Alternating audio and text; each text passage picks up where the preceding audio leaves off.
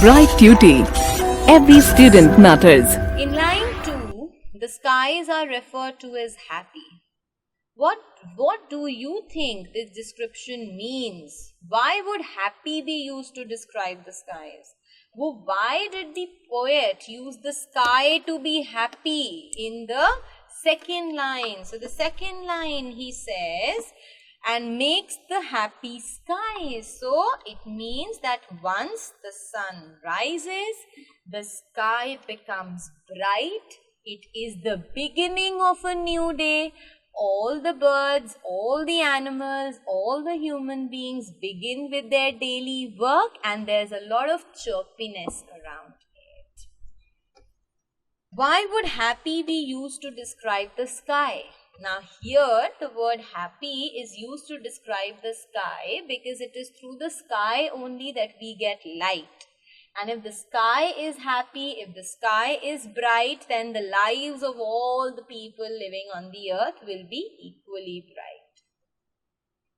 Pick the words in stanza 1 that bring out that happiness envelops everything. Envelops means surrounds everything. We have to pick up those phrases, those words in the first stanza which says that there is happiness all around. So we have seen the merry bells ring, then cheerful sound, echoing green. These are all the words that say that there's happiness all around. In line 11, the speaker refers to old John, an old man who remembers his own childhood. Do you think this is a real person? Obviously not. Old John is no person. The poet is simply using this person as a comparison to every old man. With the passage of time, everyone who's come to life has been born, becomes old. So here, old John is a symbol of old age. All the old people who, on becoming old, remember their youth with a lot of happiness. What are the old folk doing? So what are these old people doing? These old people are sitting under the oak tree and are talking about their youth. Contrast the mood of the last stanza with that in the earlier part of the poem. Now the last stanza in which we talk about the descending sun, the setting sun of life. Obviously the last stanza is filled with an air of sadness. It is filled with an air of end to something. The earlier two stanzas talk about life and chirpiness and brightness and activity, greenery. But in the last stanza, we use words like weary, rest, darkness, because it talks about the life of a man which begins on a brighter note but has to come to an end at the end. To what are old age and youth being compared to in this poem and why? So what have they compared the old age in this poem with? They've compared the old age with green. Remember the echoing green and the darkening green.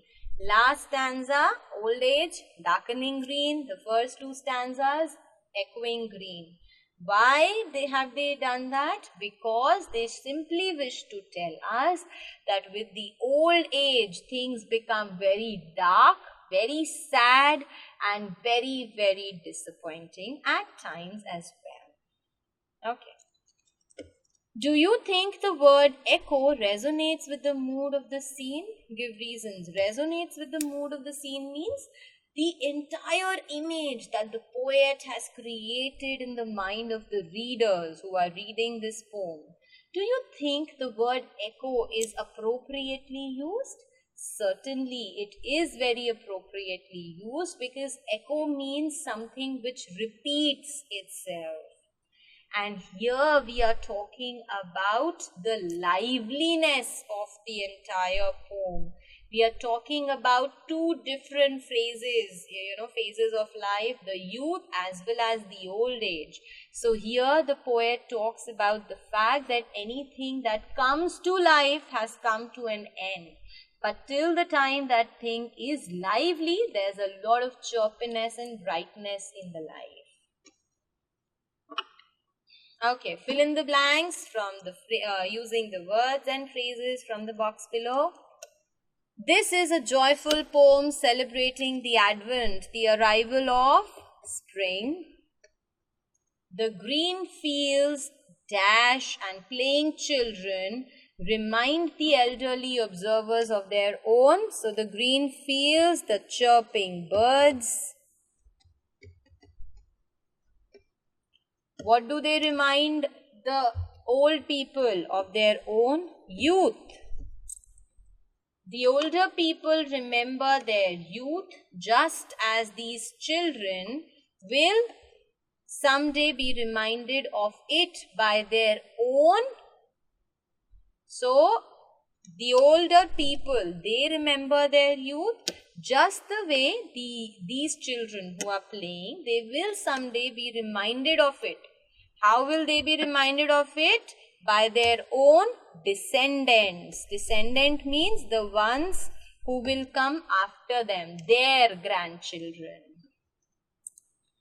These children too, in their old age, will talk of, when they grow old, what are they going to talk of?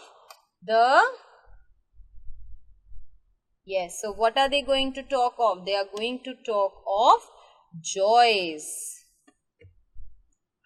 that they had when they were young. The old man sitting under the oak in the green is a symbol of dash and security. What is the old man symbol of? Of melancholic, or I can say cold and gloom. So the old man is a symbol of strength and security, because that is the kind of thing he has attained in his old age. In the last stanza, the mood is melancholic. It becomes very sad, where the echoing green becomes the darkening green. Spring will always come, but it will eventually end. So the spring season will come, but it will end. This symbolizes that joys and vitality of the season will give way to, so the vitality, spring of the season will give way to cold and gloom of autumn and winter. Similarly, there will always be young people to celebrate their joy in this world, but every young child will one day grow into an adult, like old John, who must sit and remember his joyful youth. Okay. Now, what is the setting of the poem? Where is the poem set in? The poem is set in a green, it is set in a garden which has a lot of greenery all around. It talks about the hills, it talks about the birds, it talks about an oak tree. So, it is set in a greener environment. Blake paints many a beautiful picture through his poetic verse to provide a vivid imagery. Like I told you, the poem is full of imagery. These sounds and images accompany the children playing outdoors. Fill in the table with this imagery.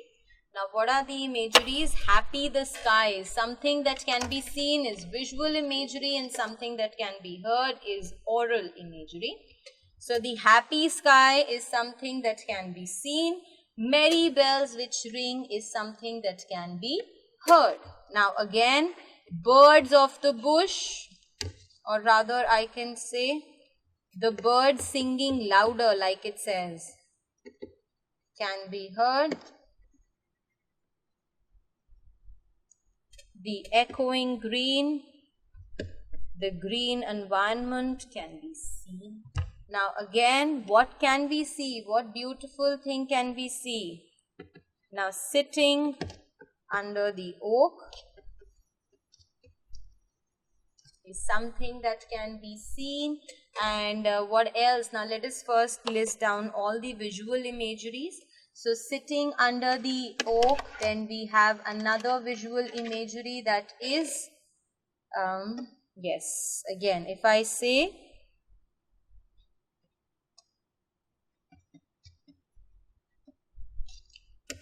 or the weary children,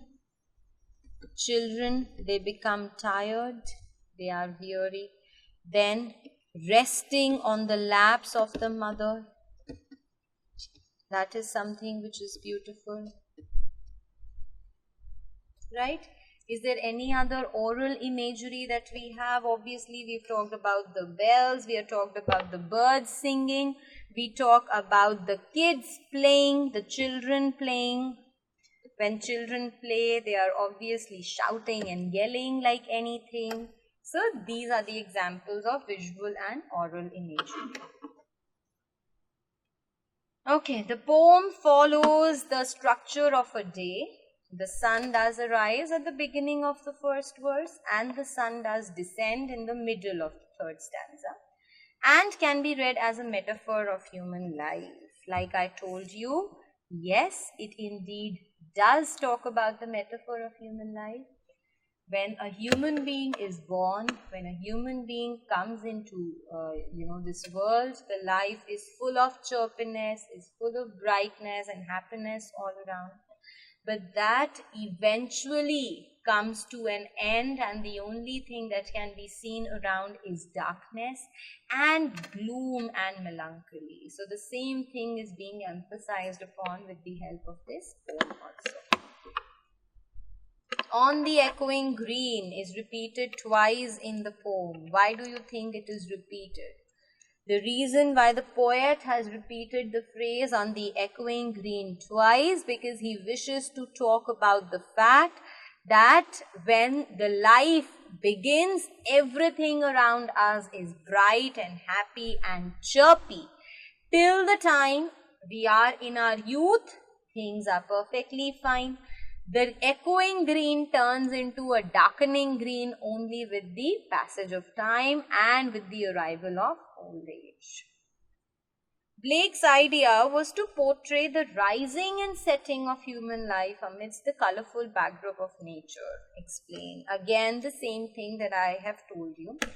In this poem, Blake talks about the rising of human life, means the birth of a person, and death of the person with respect to nature.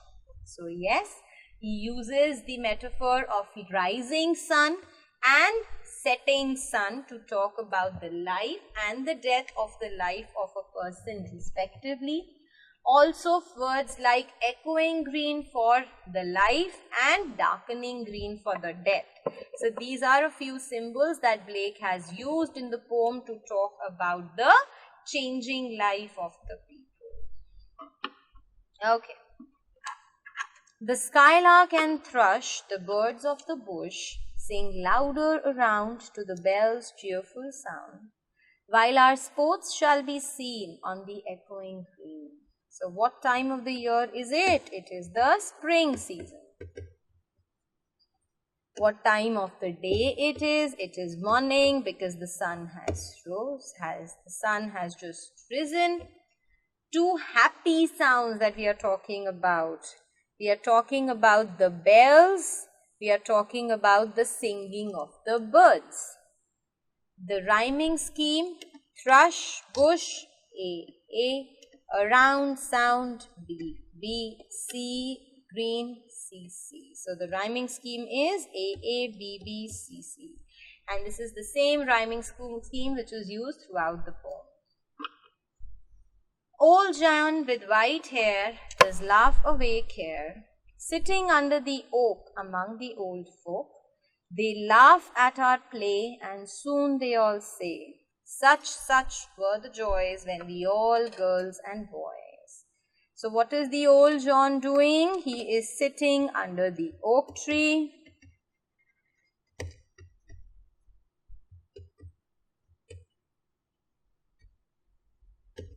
What is he watching? He's watching the girls and boys playing.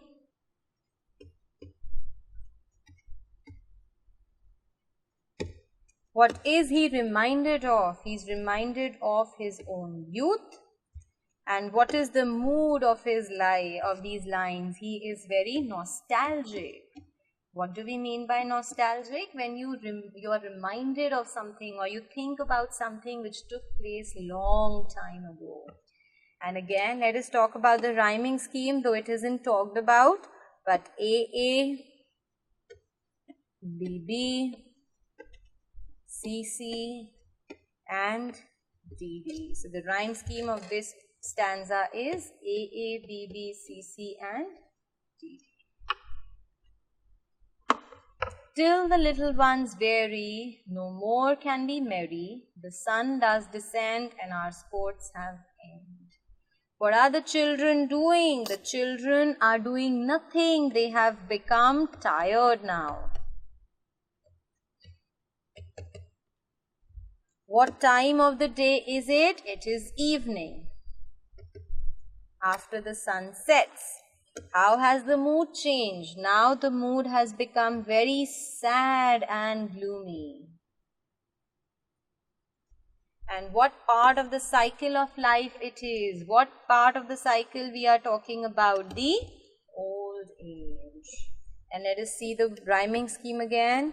Weary, merry, descend, end. So, AA and Okay, so with this, my dear students, we come to the end of this beautiful poem written by William Blake. We explained to you the whole poem, every word, every line has been told to you, the back exercises have been explained to you well. So I really hope that the poem is clear to you. So I'll see you all now in my next lecture.